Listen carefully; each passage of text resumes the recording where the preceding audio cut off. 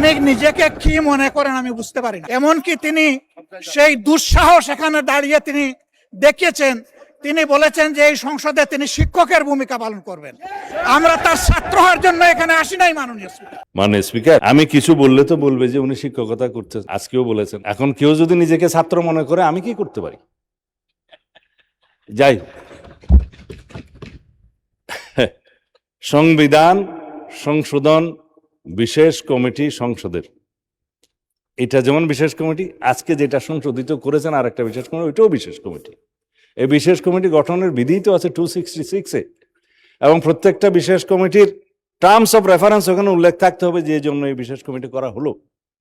সেইখানে terms of condition লেখা আছে জাতীয় সংসদের 266 অনুসারে সংবিধান সংশোধনের জন্য বিশেষ কমিটি, তার টার্মস অফ রেফারেন্স হচ্ছে সংবিধান সংশোধনের জন্য রিপোর্ট প্রণয়ন কর।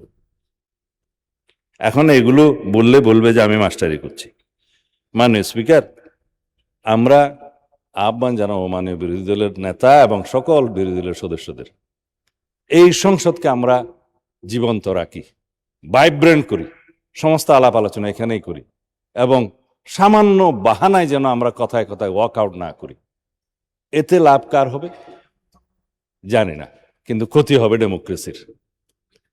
তবে এটা নিশ্চিত বলতে পারি, এই সংসদকে যদি আমরা কার্যকর করতে না পারি তাহলে গণতন্ত্রের বারবার হোঁচট খাবে, এবং তারা যদি সেটা চায় তাহলে ইতিহাস তাদেরকে দায়ী করবে।